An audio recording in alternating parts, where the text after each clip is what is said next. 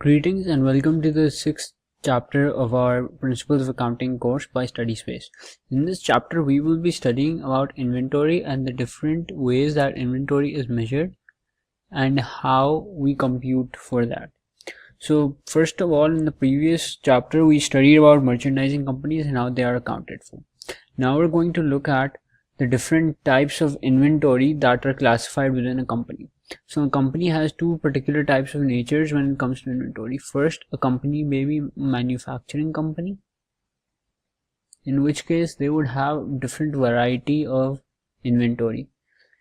So for example, if a company is a manufacturing company, their inventory would most probably show the following: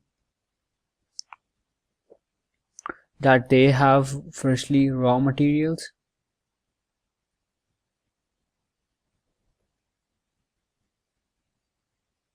secondly they have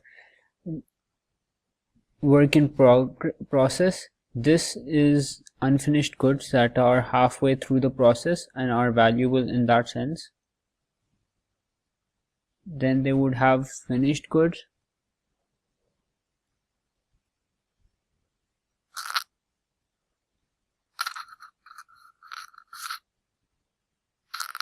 and lastly others. Now the second kind is merchandise. This company simply buys from the supplier and sells to the buyers. It has no particular subcategories when it comes to its inventory, such as a manufacturing company, but it does use the different methods for valuing inventory that we will be studying in this.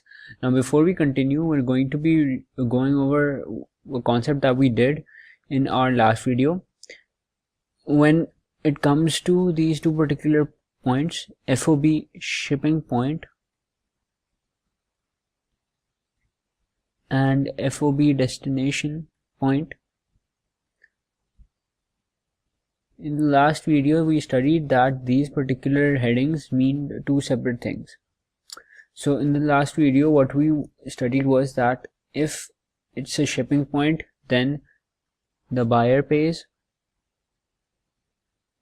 for transportation, and if it's a destination point, then the seller pays for transportation. In this case, what also happens is, in the case of a shipping point,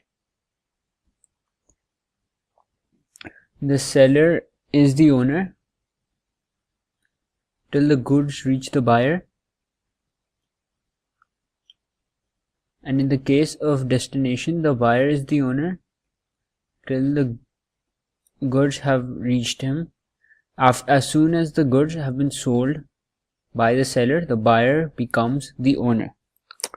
So now moving forward, we will look at the specific inventory valuation methods. Now amongst these valuation methods, the first one is simply providing specific labels to inventory, such as, for example, I know in my inventory I have three particular items, and all these three particular items are distinctive in nature. Item A has the value of 1200, item B has the value of 1300, item C has the value of 1400. Or these are particular bulks that I bought at separate times. Item A was bought in Jan, item B was bought in March, item C was bought in August. So when I sell off item A, I will record the entry as account receivable. I'm assuming that it was sold on credit. Account receivable debit by 1200 and inventory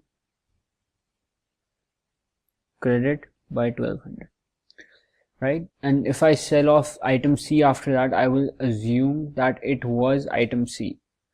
In here in bracket I'm going to write item A, and then I'm going to specifically state that item C was the other item that was sold. So that particularly sets a value to every particular object within the inventory. However, this is not normally used as this is extremely tedious and time consuming and would require a lot of labor and extra cost. So the most common type of valuation methods are LIFO, FIFO, and average cost.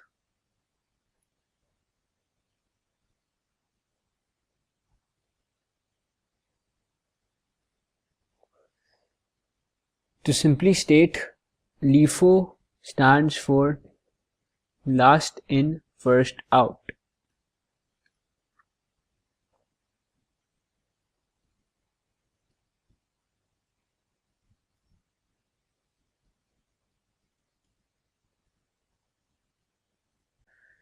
Under this valuation method, what we do is we basically take the cost of the last inventory that we bought first.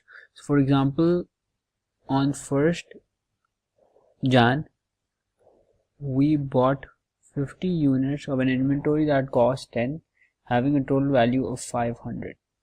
Then we bought on 2nd Jan 100 units of an inventory costing 5 for a total value of 500. On 5th June, we bought 100 units of an inventory costing of the value 2 for 200, and on the 10th we sold 200 units of all our inventory. So when we sold 200 units, the way that we're going to compose this sale and value it is 100 for 2, then once all of those units have been finished, 100 for 5. That would give us a total value of 700. So in this manner, we will take the units that were bought in last, then we will take the units that were bought in before them, and then if we still have more demand, then we would have taken the first units. Moving forward, we will be looking at the second inventory valuation method, which is first in, first out. This valuation method would be the exact opposite of last in, first out. In this method, we would assume that if the company had bought on, let's say on 1st Jan 100 units that were worth 10 with the total price of 1000, and on the 2nd of Jan they bought 50 units with the price 50 with a total price of 250, and on the 5th they bought 400 units with the price of 40 .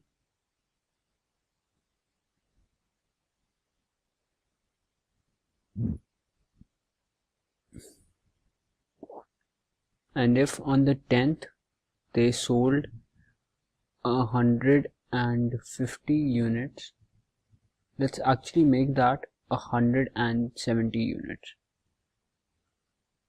for the reason of example, 170 units. So the way that we would construct this sale and value it is that we would take 100 units and price them for 10, we would take 50 units and price them for 50, and the remaining 20 we would take and price them for 40. So this would give us a total value of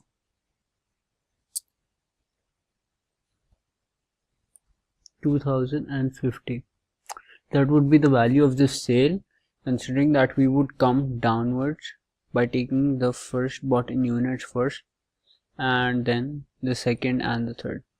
This is commonly used for perishables such as fruit, produce and other products which may perish easily, so therefore we need to take out the ingredients that were bought in first and sell them rather than the ingredients that were bought in last, depending on the point of view of the seller. Now the last valuation method is the average cost method. Under the average cost method, what we do is we basically take out the average cost out of all 3 of the units, and we sell the goods for that particular price. So let's assume that if the units were priced as such that on the first the units bought for 100, it cost 5 and were totaled 500.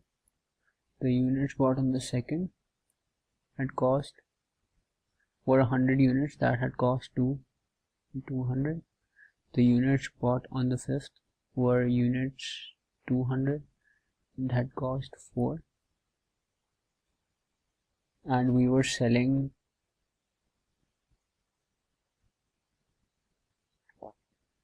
let's say we were selling about 200 units.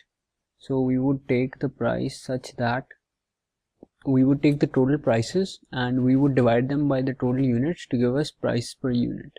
So 500 plus 200 plus 800 divided by 500 would give us 3 per unit. So that means the total price that we would sell this for is 600. So that would be our average cost method. These are the 3 particular methods that are used particularly for accounting for inventory. Now we're going to look at changes that can occur if we do not account for inventory properly. So cost of goods sold is an integral part when we are calculating profit. But what happens if any of the elements of cost of goods sold become overstated or understated? We are going to look at that by looking at the following. So if we understate or overstate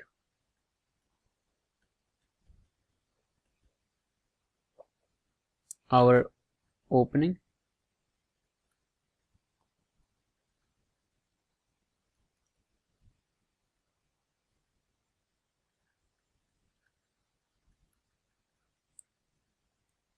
or if we understate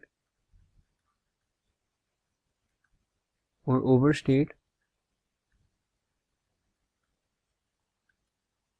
our closing,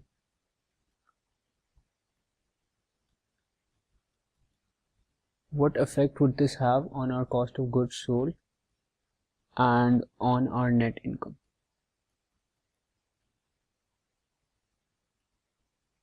So as a result of this, if our opening was understated, our cost of goods sold would also be understated, and our net income would be overstated. Similarly, if our opening inventory was overstated, our cost of goods sold would be understated, our cost of goods sold would be overstated, and our net income would be understated. So if our closing was understated, our cost of goods sold would be overstated and our net income would be understated. While if our closing stock was overstated, then our cost of goods sold would be understated and our net income would be overstated. Now, one final thing for this chapter is, when we are looking at 2 different prices for a particular good, then we always take the lower of the cost or market. So say for example you have a merchandise that you bought for 600, but now in the market it's priced at 550. In this scenario, we would always take the 550 as the value of the good. This sums up everything for this chapter. I hope this video helped you, and if you guys would like to try out more questions, you can refer to the book. That's it for this chapter. In our next video, we will be starting with chapter 7. Thank you.